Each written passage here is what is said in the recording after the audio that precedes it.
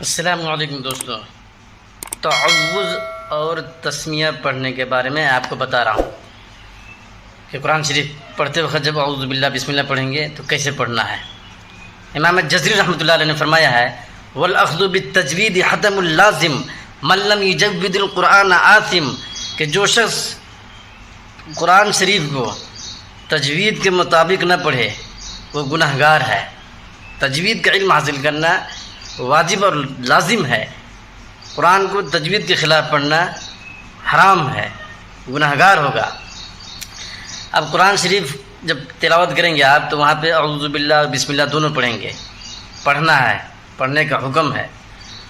تو اعوذ باللہ اور بسم اللہ کو پہلی بات آپ یہ سمجھیں کہ زور سے اور آہستہ پڑھنے میں قرات کے تابع ہے، یعنی آپ قرات زور سے پڑھنا چاہتے ہیں تو اعوذ باللہ اور بسم اللہ دونوں کو زور سے پڑھیں گے، اور اگر آپ قرات کو آہستہ آواز میں پڑھنا چاہتے ہیں تو اعوذ باللہ اور بسم اللہ کو آہستہ آواز میں پڑھیں گے۔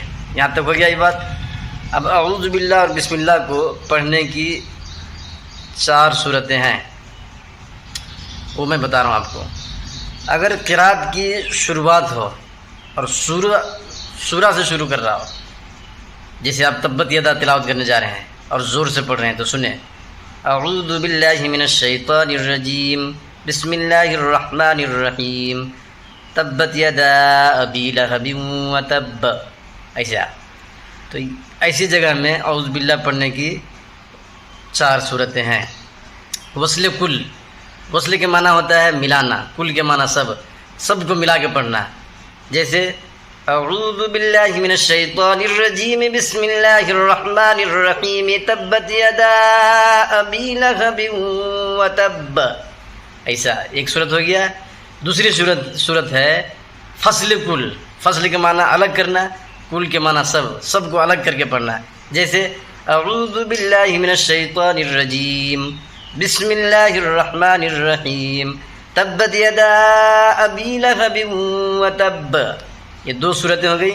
اب تیسری صورت فصل اول وصل ثانی، فصل کے معنی الگ کرنا، اول کے معنی پہلے کو الگ کر دینا، وصل ثانی دوسرے کو ملا دینا، جیسے اعوذ باللہ من الشیطان الرجیم بسم اللہ الرحمن الرحیم تبت یدا ابی لہب وتب، یہ 3 صورتیں ہو گئی۔ چوتھی صورت جو بچ رہا وہ دیکھیے، وہ ہے وصل اول فصل ثانی، پہلے کو ملا دینا دوسرے کو الگ کرنا، جیسے اعوذ باللہ من الشیطان الرجیم بسم اللہ الرحمن الرحیم تبت یدا ابی لہب وتب، ایسے پڑھنا۔ یہ 4 صورتیں ہیں اور یہ چاروں کے چاروں جائز ہیں۔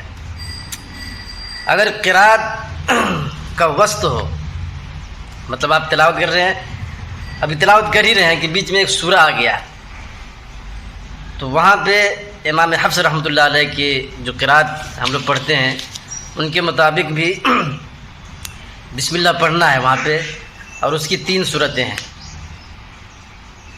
وصل کل، فصل کل، فصل اول وصل ثانی، یہ 3 صورتیں جائز ہیں۔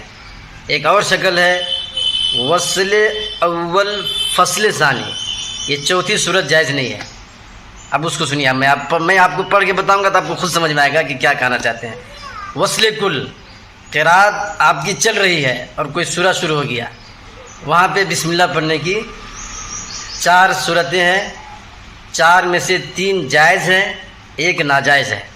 وہ سنیے آپ، جیسے میں بتا رہا ہوں پڑھ کے تبت یدا ابی لہب وتب ما اغنى عنه ماله وما كسب سيصلى نارا ذات لهب وامرأته حمالة الحطب في جيدها حبل من مسد بسم الله الرحمن الرحيم قل هو الله احد۔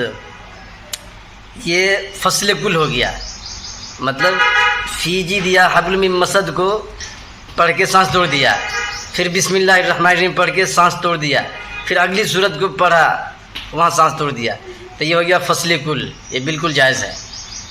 ایک ہے وصل کل، اس کو کیسے پڑھنا ہے؟ فی جیدہا حبل من مسد بسم اللہ الرحمن الرحیم قل هو اللہ احد. ایک ہی سانس میں وہ سورہ کی آخری آیت کو بھی اور بسم اللہ الرحمن الرحیم کو بھی اور قل هو اللہ احد کی ایک آیت کو بھی ایک ہی سانس میں تینوں کو پڑھ دیں. اس کو کہتے ہیں وصل کل. تو یہ بھی جائز ہے. ایک شکل اور ہے فصل اول وصل ثانی. جیسے فی جیدہا حبل من مسد بسم اللہ الرحمن الرحیم قل هو اللہ احد. یہ ہو گیا فصل اول وصل ثانی. یہ جائز ہے. چوتھی صورت ایک ہے وصل اول فصل ثانی. یہ جائز نہیں ہے. وہ میں بتا رہا ہوں آپ کو. وہ کیسے ہے؟ فی جیدہا حبل من مسد بسم اللہ الرحمن الرحیم قل هو اللہ احد. یہ جائز نہیں ہے. ایسے پڑھنا جائز نہیں ہے. امام حفص رحمۃ اللہ علیہ کہنے کا مطلب یہ ہے کہ آپ نے فی جیدہا حبل من مسد بسم اللہ الرحمن الرحیم پڑھا, وہاں سانس توڑ دیا, پھر اگلے سانس میں قل هو اللہ احد پڑھ رہے ہیں. تو یہ جو بسم اللہ پڑھا ہے آپ نے, اس کا تعلق اوپر والے سورہ سے ہو جائے گا. تبت یدا والا جو سورہ ہے اس سے ہو جائے گا.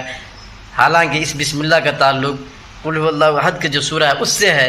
تبت یدا ابی لہب وتب والی سورت سے نہیں ہے. اس لیے ایسا پڑھنا جائز نہیں ہے. اعوذ باللہ اور بسم اللہ قرات کرنے وقت جو پڑھنا ہے, اعوذ باللہ تو آپ کو ضروری پڑھنا ہے. قرات جب شروع کر رہے ہیں بیچ سورت سے کہیں رکوع سے, تو اعوذ باللہ تو ہر حال میں پڑھنا ہے. بسم اللہ وہاں پہ پڑھنا موجب برکت ہے,